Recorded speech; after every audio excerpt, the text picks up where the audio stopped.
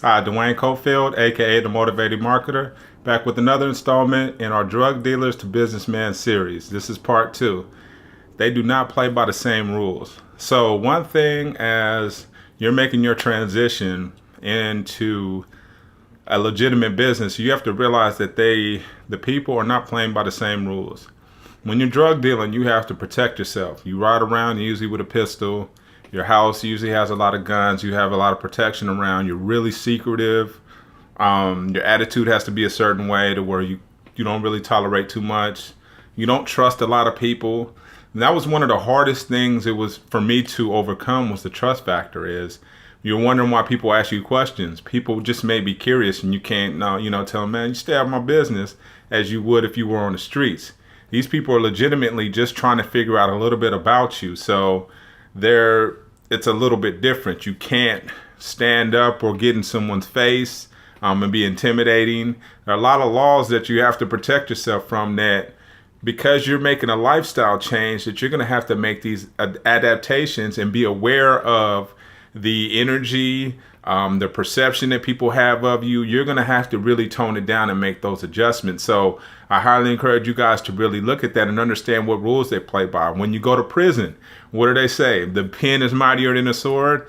The guys that give you a write-up will actually give you more time than actually you doing anything physically to you. So they would always say, when you're in the pen is mightier than the sword. You get enough write-ups, you're going to get some extra time, extra days or whatever, or some time in the hole. So now you take that same concept in legitimate business, it applies as well. The pen is much mightier than the sword. And your resume, your reputation can kill you off, if you're really trying to get out there and market yourself, and you already have a, kind of a red flag on your background as being either a felon, or you don't necessarily have the skills. You're still trying to transfer your drug dealing skills into legitimate business skills, which is what we do here. But you haven't reached that point yet. So you're going to definitely want to look at how you're approaching things and tone it down and really be humble. You're not in charge anymore. A lot of times you're going to go to a job or a learning experience to where you're not the boss. We're used to being the boss when we're in a position where we're selling drugs or things like that. If we're running our, what they call trap houses, we used to call them spots or crack houses back in my day, but I guess they're called trap houses now. But if you're running your trap house or whatever, you can't, you're not going to have that same position and authority. So you have to go in there and humble yourself, but it can be done.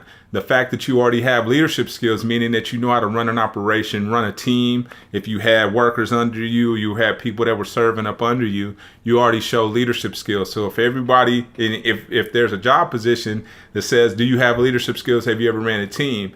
You do technically have those skills. You just have to figure out how to word it in a manner that will translate. So we'll work on that too when we get into the part where we're talking about resume building, if that's what you need to do.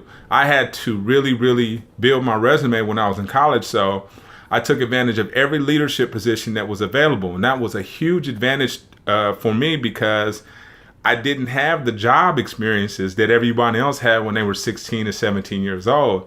I was putting Dayton's on my cut list when I was 16. So it's a different circumstance. I wasn't going to work. I wasn't working a 9 to 5. I was in traffic in the streets, and I was running up and down, going to pick up stuff and so forth and so on. So I didn't have that traditional high school experience to where I was working a job. So I couldn't put, hey, I was trafficking on up and down the freeway on my job resume.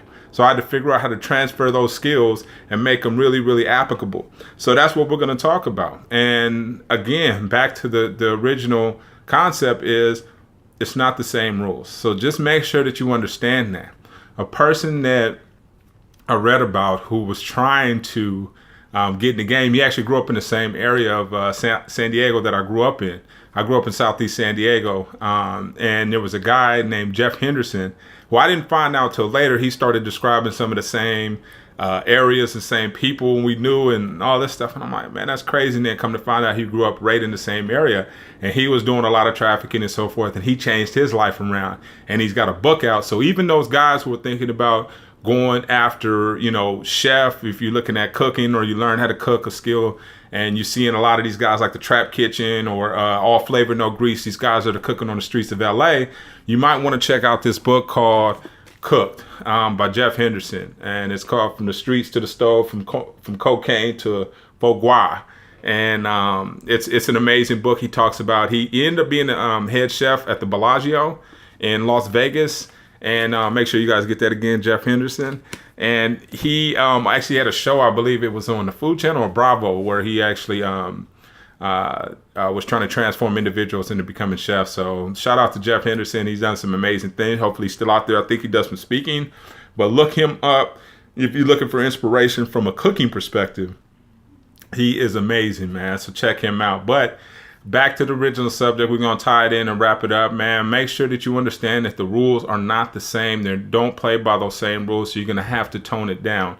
You can't come in with that same attitude that you had that allowed you to survive and thrive in the game. You can't use it in the business game. Although you can use some of the same tactics in terms of awareness, in terms of picking up on bad vibes, in terms of being able to spot liars, things like that. Those skills are actually applicable, and we'll talk about that in another video when we talk about body language and how to read body language and how yours can project a certain image, and then how you're able to read other people so that you guys don't necessarily clash, but you can feed off of what they're trying to do and make it more of a strategic play. So we'll be back with another installment of our Drug Dealers to Businessmen series. We know this is going to be effective, so share this video with your favorite drug dealer. If you're trying to get him out the game, you're trying to get him off the stuff, you want him to make him a legitimate businessman because you know he has a skill, make sure you subscribe below. Thank you so much.